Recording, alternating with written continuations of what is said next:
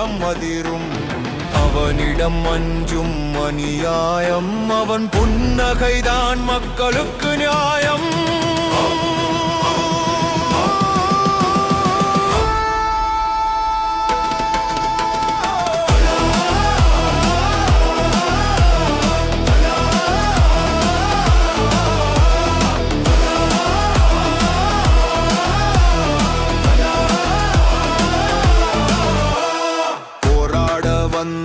மக்களுக்கு